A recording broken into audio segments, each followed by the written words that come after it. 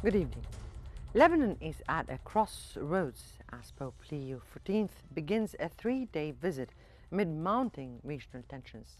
His arrival comes as a U.S. end-of-year deadline on Hezbollah's weapons dominates political conversations as Israel threatens to intensify its military operations across Lebanon.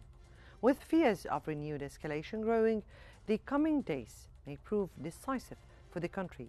Meanwhile, in Israel, the war in Gaza has intensified political turmoil at the highest levels.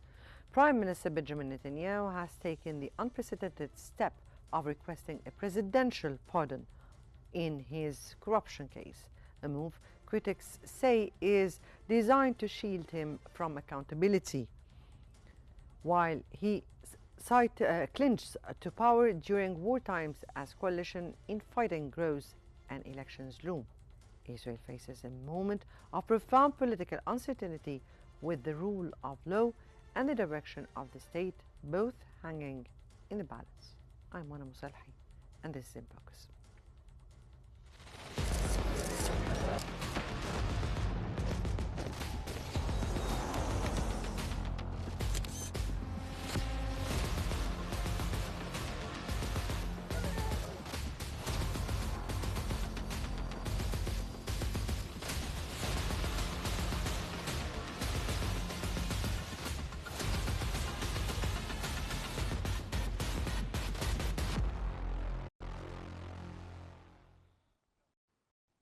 The Pope's visit may not shift Lebanon's balance of power, but Vatican diplomacy is expected to reaffirm its commitment to the country's sovereignty and territorial integrity. According to Le Monde, ever since it was announced in October, Pope Leo XIV's trip has been viewed by Lebanese authorities as a much-needed boost. It comes as U.S. pressure intensifies and Israeli strikes grow more aggressive despite the ceasefire meant to end the 2024 war with Hezbollah. In this climate, officials say today's visit could not come at a better time, calling it a balm for the soul. During his three-day visit, Pope Leo will meet President Joseph Aoun, Prime Minister Nawaf Salam, and Parliament Speaker Nabih Berri. This leg of his inaugural papal trip comes at a fragile moment for Lebanon, a country battered by years of overlapping crises. The newspaper added that the visit also fulfills a long-standing wish of Pope Francis, who had hoped to travel to Lebanon but was prevented by ill health.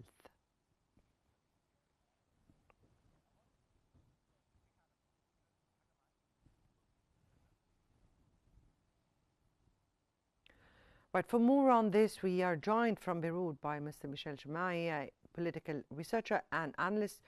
Good evening to you, sir, and welcome to Qnews. And let me start by, how do you view, or how significant is Pope Leo's XIV's visit for Lebanon at this very particular moment of such political tensions in Lebanon? To you and to everyone who's watching.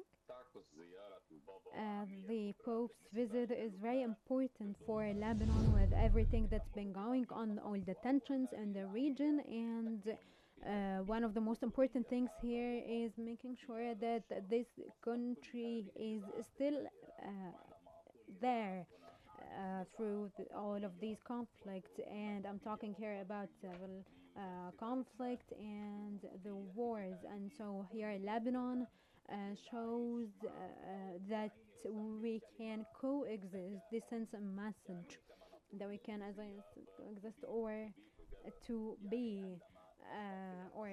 together. When the people can actually be together and work together and live together, then this means that we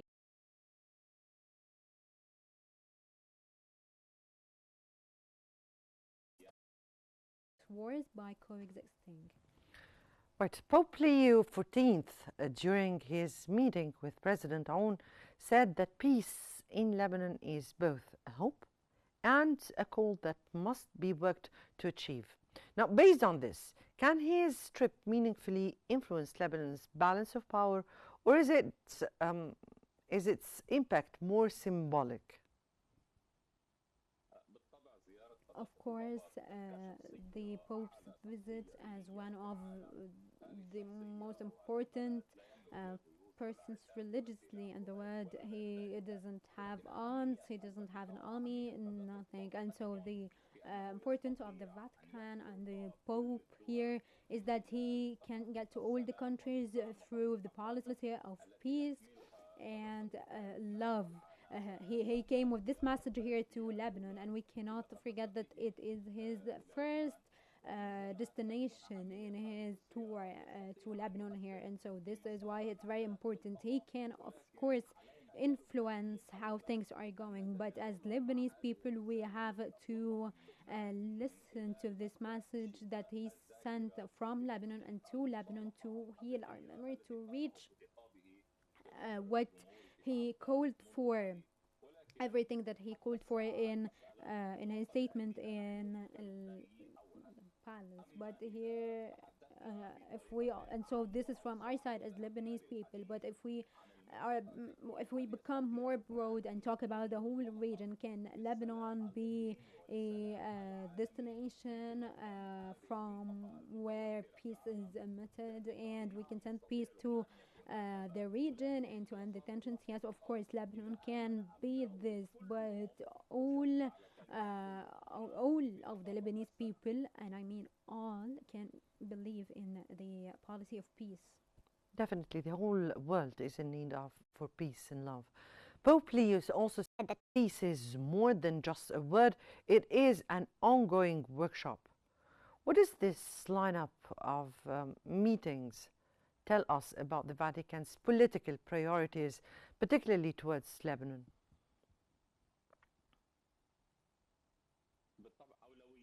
Of course, the Pope's priorities here through these meetings show that Lebanon is capable. Yes, as I said, Lebanon can reach the peace that he talked about here, especially because His Holiness has his gets this title and this principle, and is carrying it on.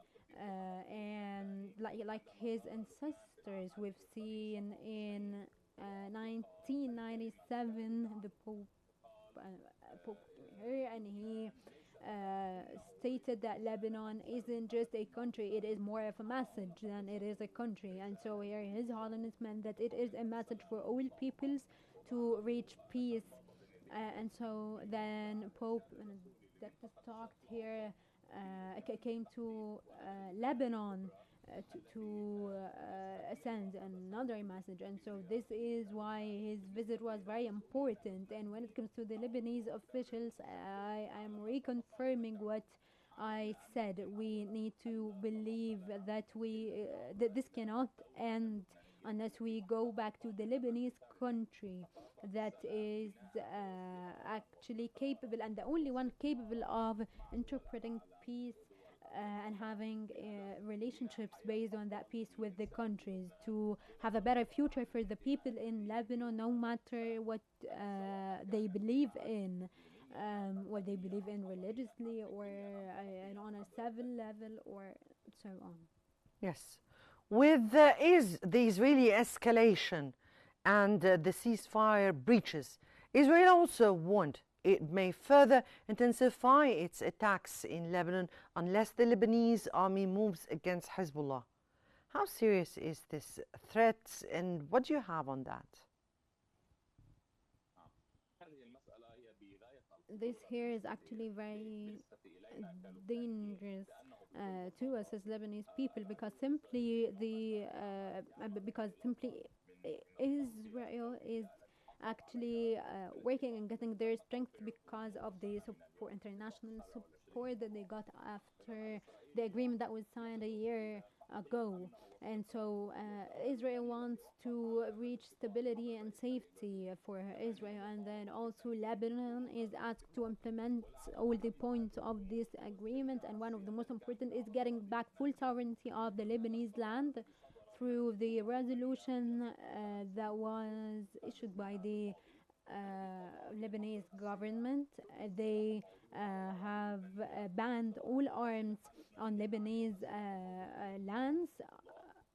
Either the army was in the hands of Hezbollah or in Palestinian camps and so on. The country needs to implement this initiative and get handed over all the arms and get back its full sovereignty by implementing all the points of the agreement. But unfortunately, up till now, yeah, a large part of this plan was implemented, that they started implementing in the south, but the international community didn't actually talk specifically. They talked about South Lebanon and going up, and so I think that Hezbollah, with everything that they are doing, with with what their general is doing, they are still being very stubborn, and they are refusing to hand over their arms to the Lebanese government. And I think that this framework here, or December, the Lebanese army cannot actually implement the rest of the agreement that they have signed, and that they have talked about in the 5th of August. And so this actually, we can get unfortunate consequences out of this. And also from 27th of November last year and up till now, their strikes haven't stopped on Lebanon, and we've seen the assassination that happened in that happened with the official in Hezbollah. Right. Now, Hezbollah issued a statement welcoming Pope Leo XIV, but used it to highlight Israeli aggression. Now, what message is Hezbollah trying to send here? The message that they are trying to send here is to say that Lebanon that you are visiting, you know, the Pope, that the Pope is visiting, is the Lebanon that it is the Lebanon that we're working towards, and the Lebanon that we want in our project. Conflict, war, and an ongoing conflict that won't end. And so this statement was actually it's absolutely refused, and we cannot accept for Hezbollah to force their Lebanon on our Lebanon. Our Lebanon is the Lebanon of peace and coexisting love and prosperity and stability, and not the Lebanon that wants war and conflict and force. We need to get the Lebanon that we believe in, the Lebanon that the Pope has called for, coexisting, full of coexistence, full of love, full of peace. And I don't think that evil will outdo the good. Right. Here, if I may ask, now Hezbollah's Secretary General Naim Qassem vowed to respond to the assassination of al-Tabata'i. How likely is or would Hezbollah retaliate, and what form could it take, putting into considerations that Israel is putting the helm on Lebanon, or putting the blame on Lebanon for not being able to disarm Hezbollah? So what do you think of the situation here?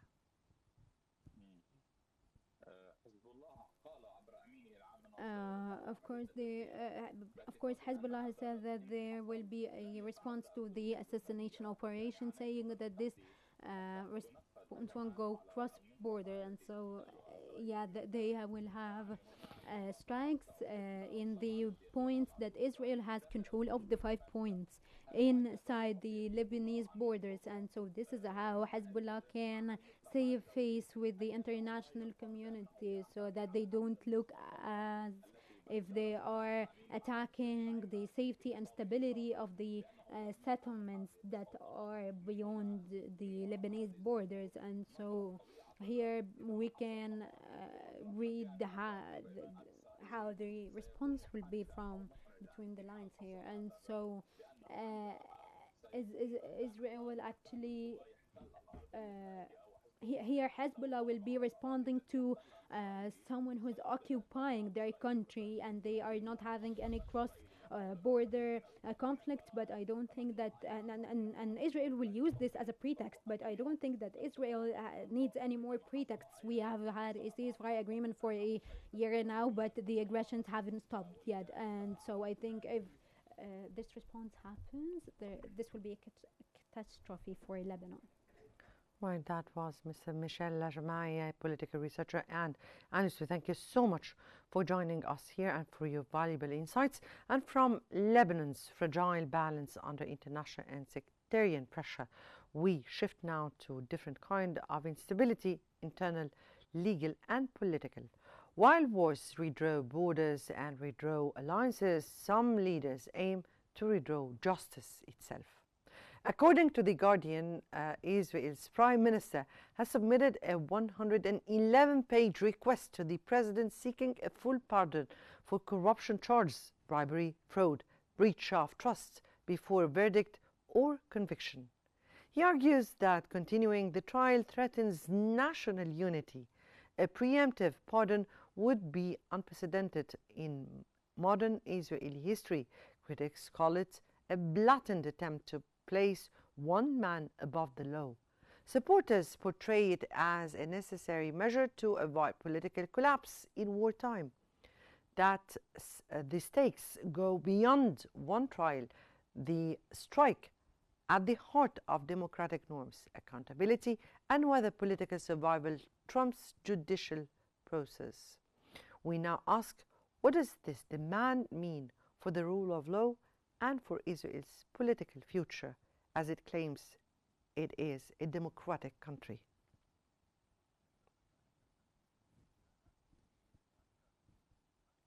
Now, we're joined now from Washington by Ms. Ginger Chapman, a lawyer and political analyst. Thank you for being with us, Ms. Chapman.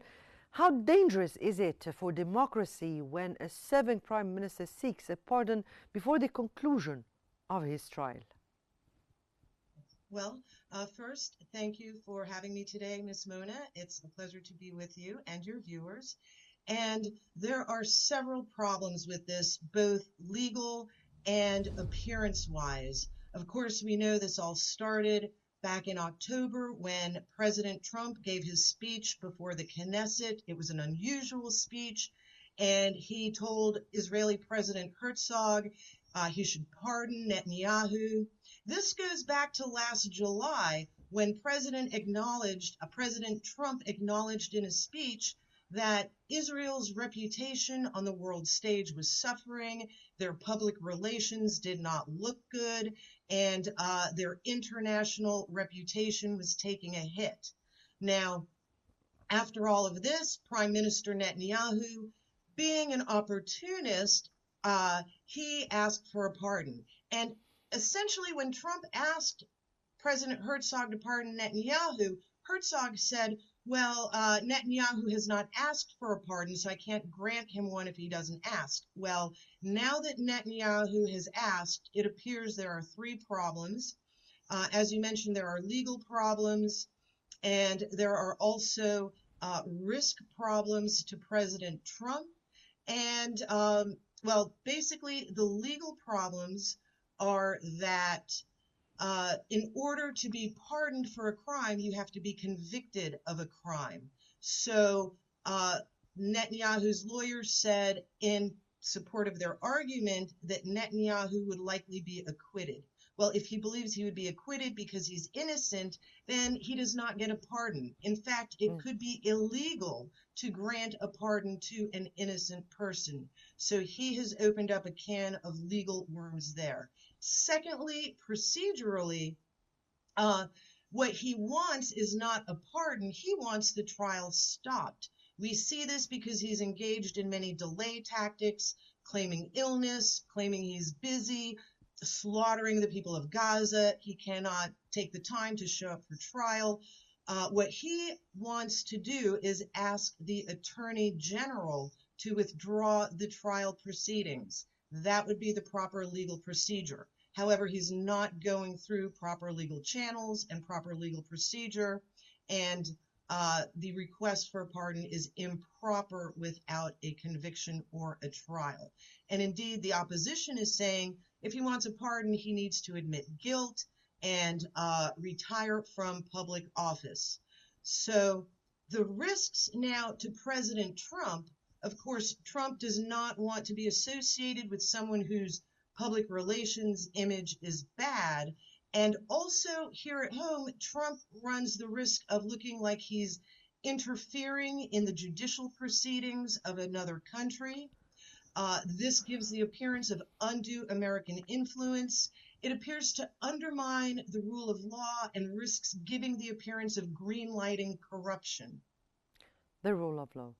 Now, historically, pardons at this stage have been reserved for state security or exceptional circumstances. Before I go to a question here, we've been seeing Netanyahu extending wars, not abiding by the ceasefire in Lebanon nor in Gaza, and even striking Syria, opening fronts. With all the circumstances Netanyahu is opening, does a corruption trial qualify? Yes, well, Ms. Mona, you make excellent points. As we have seen, Netanyahu and Israel is ceasefire incapable. Not a day of their ceasefire with Lebanon or Gaza has gone by where they have not engaged in airstrikes, bombings, killings, assassinations, and withholding the food aid they have promised to deliver. So as we've seen, the rule of law does not appear to apply to Israel, neither UN sanctions, International Criminal Court rulings. So it is unusual for Netanyahu to now claim the rule of law, especially as he's on trial for corruption, fraud, bribery, and once again, this risks damaging, well, not just Israel's reputation, but also the reputation of America. This is something that President Trump appears to be aware of the risks, but unable to do anything about. And indeed, we did see when President Trump interfered in Brazil with the judicial proceedings against Jair Bolsonaro, that did not help Bolsonaro at home. Indeed, now Bolsonaro is beginning the beginnings of his jail sentence after his trial. So Trump intervening may not be the help that Netanyahu hopes that it might be, but this is all against a backdrop, as you mentioned, of broken ceasefires and not adhering to the rule of law. And indeed, it appears that Israel itself is on trial along with Bibi Netanyahu. Netanyahu's entire political career rests on him avoiding trial, not being convicted, and essentially being able to carry out his ongoing wars against Syria, Lebanon, Gaza, and including Iran, which we all believe he is still planning to strike Iran. So Israel operates under crisis mode, under emergency mode. That is how they function. Netanyahu needs constant crisis to stay in office. Meanwhile, his country is collapsing.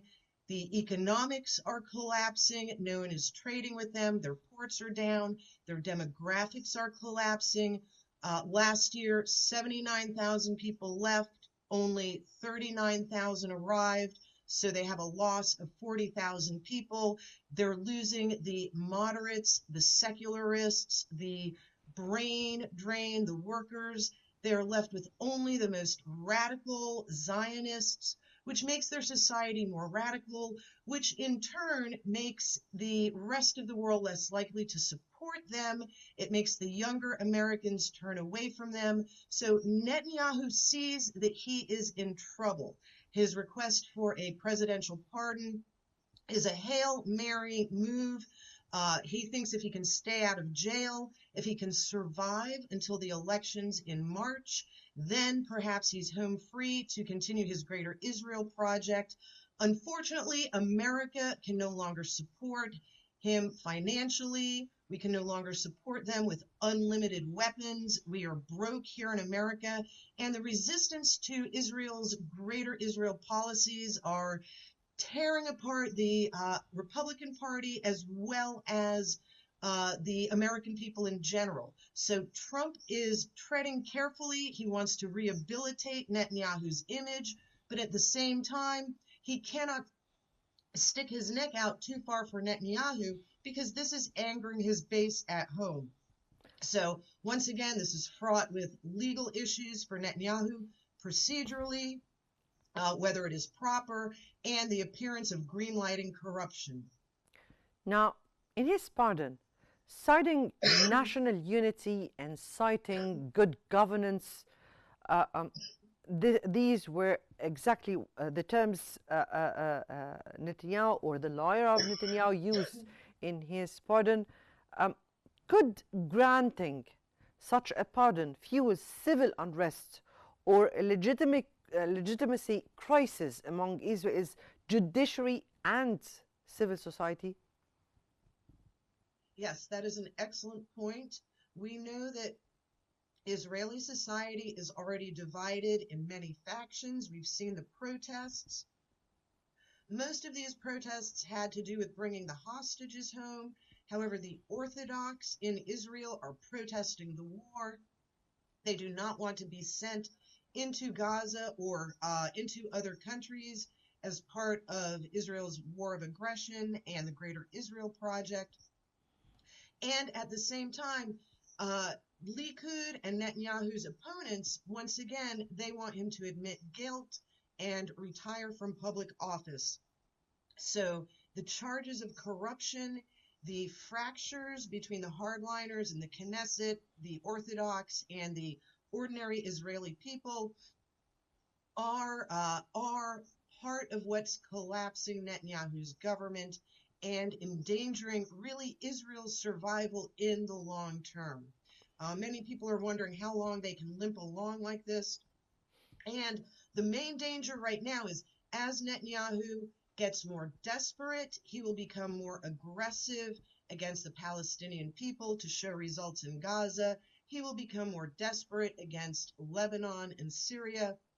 And the biggest fear is that if things in Israel become dire enough and Netanyahu feels endangered, he will strike Iran and begin another war as a major distraction and reset.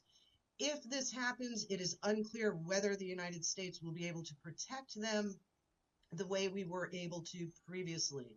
So this corruption trial and Netanyahu's efforts right now are part of a much broader struggle, Right.